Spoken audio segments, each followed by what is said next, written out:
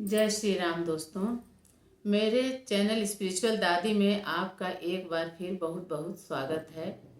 दोस्तों, मैं रामायण का क्रम वाइज एक वीडियो बना रही हूँ जिसमें तुलसीदास जी द्वारा रचित श्री रामचरितमानस का बाल कांड का मैं इस समय पाठ थोड़े थोड़े हिस्से में करके आप लोगों को सुना रही हूँ।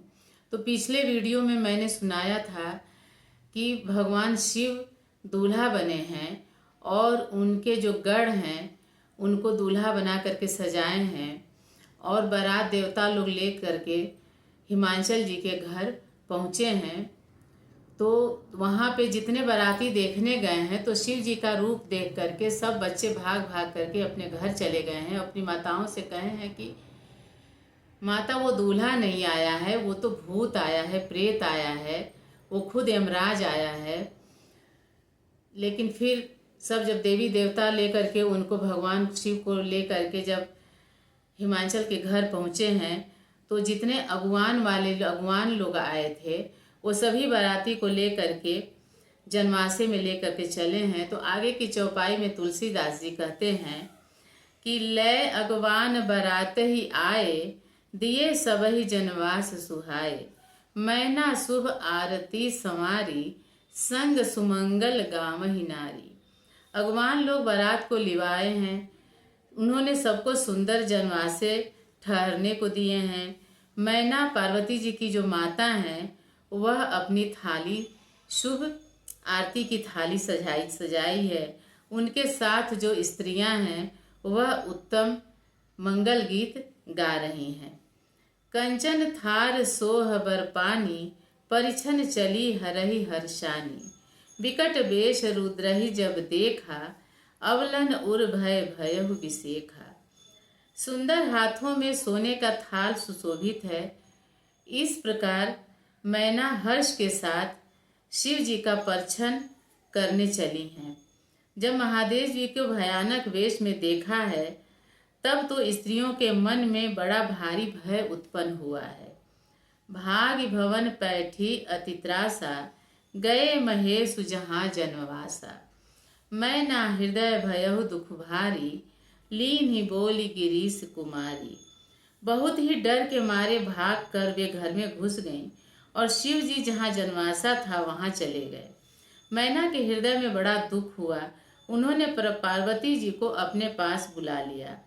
अधिक स्नेह गोद बैठारी, श्याम सरोज नयन भरे बारी, जहि विधि तुम्हि रूप अस दीना, तेहि जड़ बरु बाउर कस कीन्हा।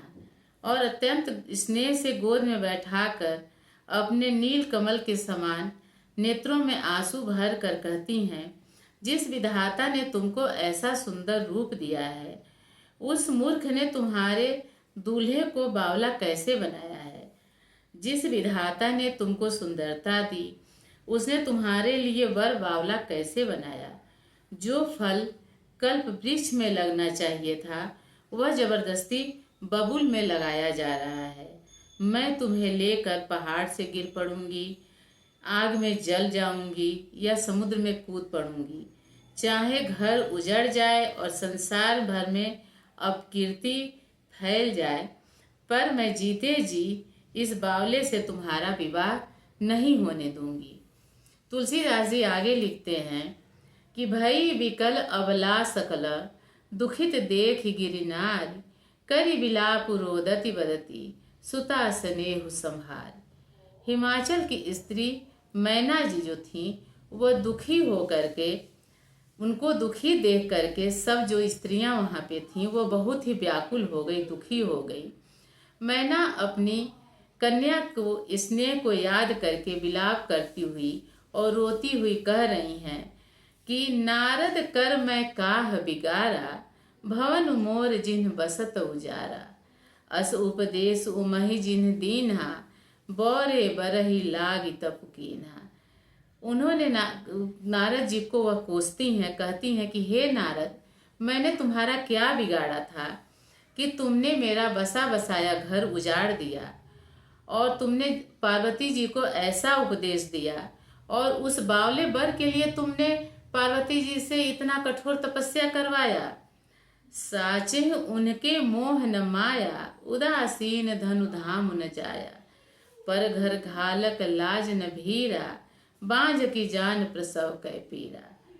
सचमुच नारद जी को वो कोसती हैं, कहती हैं कि उनको न किसी का मोह है, न माया है, न उनका धन है, न घर है, न स्त्री है। वो सब उदासीन हैं, इसी से वे दूसरे का घर उजाड़ते रहते हैं, उजाड़ने वाले हैं। उन्हें न किसी से लाज है, न डर है। भला बांझ स्त्री को प्रसव की पीड़ा वह कैसे जाने कि प्रसव की पीड़ा क्या होती है। जननी विकल विलोक भवानी, बोली जूत विवेक मृदुबानी। अस विचार सोचहि मति माता, सो न टरई सो रचई विधाता। माता को विकल देखकर पार्वती जी विवेक युक्त कोमल वाणी में बोलती हैं कि हे माता, जो विधाता रच देते हैं वह टलता नहीं है, ऐसा विचार कर तुम सोच मत करो। करम लिखा जो बाउर ना हूँ, तो कत दोष लगाए काहू। तुम सन मिटहि की विधि के अंका, मातु व्यर्थ जनि लेहु कलंका। जो मेरे भाग्य में अगर बावला पति ही लिखा है तो किसी को क्यों दोष लगा रही हो। हे माता, क्या विधाता के अंक तुमसे मिट सकते हैं? तुम मतलब का यह कलंक का टीका तुम अपने सिर पर मत लो।